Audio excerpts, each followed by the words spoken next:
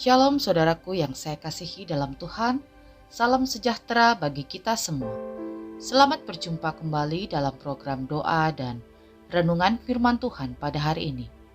Mari sebelum kita mendengarkan firman Tuhan, kita bersatu hati, kita berdoa.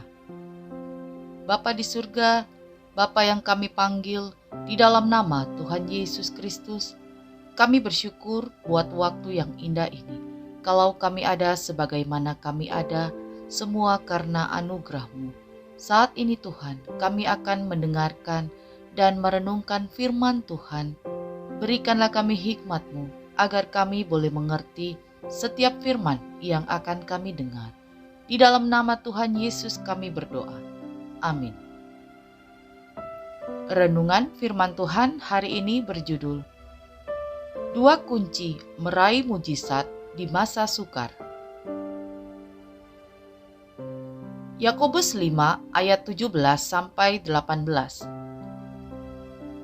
Elia adalah manusia biasa sama seperti kita, dan ia telah bersungguh-sungguh berdoa supaya hujan jangan turun, dan hujan pun tidak turun di bumi selama 3 tahun dan 6 bulan. Lalu ia berdoa pula, dan langit menurunkan hujan, dan bumi pun mengeluarkan buahnya. Saudaraku yang saya kasihi, dalam kitab 1 Raja-Raja 17, diceritakan mengenai kekeringan yang terjadi atas tanah Israel.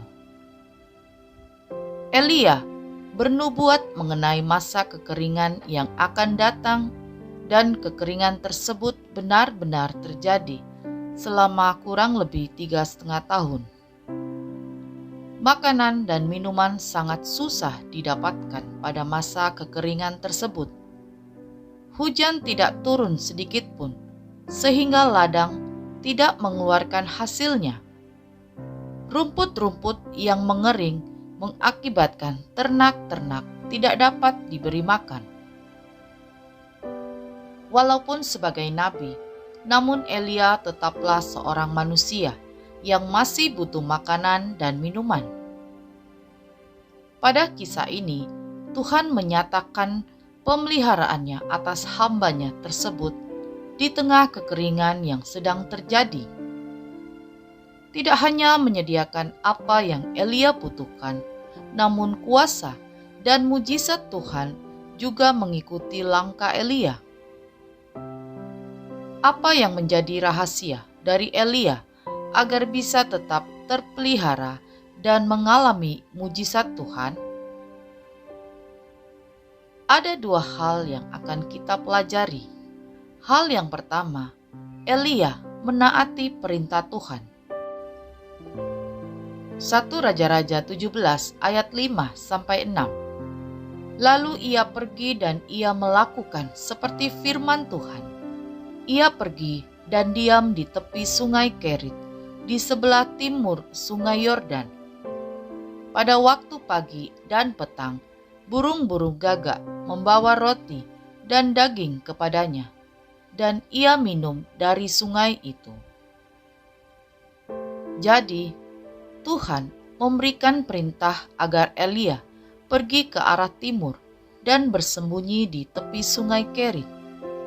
Tuhan berkata bahwa ia akan memerintahkan burung-burung gagak untuk memberi Elia makan, dan Elia juga dapat minum dari air sungai tersebut.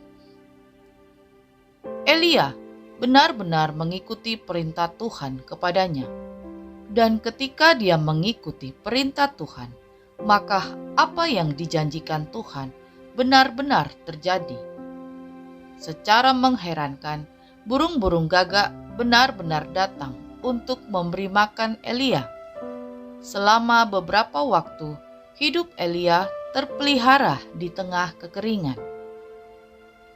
Saudaraku yang saya kasihi, apapun yang menjadi kekeringan dalam hidup kita, kita harus tetap senantiasa mentaati firman Tuhan. Ikuti apapun yang telah Tuhan perintahkan dalam hidup kita. Jangan pernah melawan, atau melanggar perintah Tuhan. Di saat kita melakukan kehendak Tuhan, kita akan melihat bahwa penyertaan Tuhan benar-benar ada. Mujizat demi mujizat juga akan terjadi di dalam hidup kita.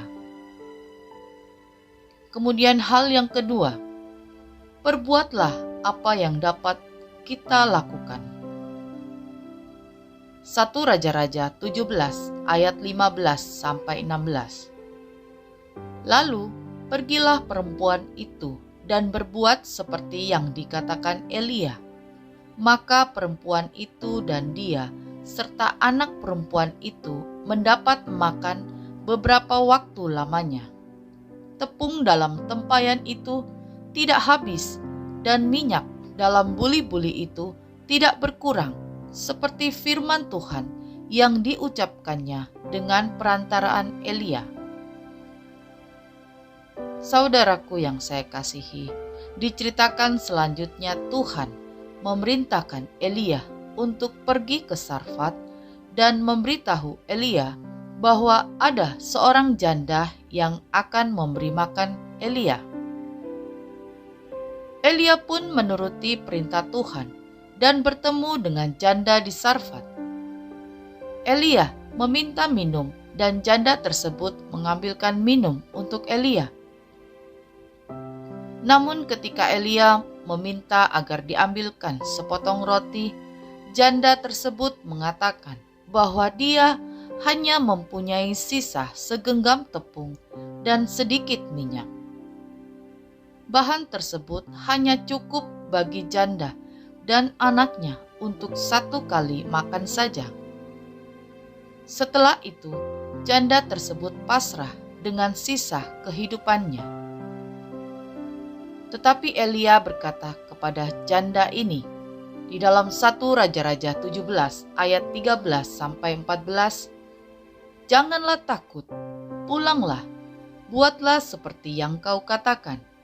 Tetapi buatlah lebih dahulu bagiku sepotong roti bundar kecil daripadanya, dan bawalah kepadaku.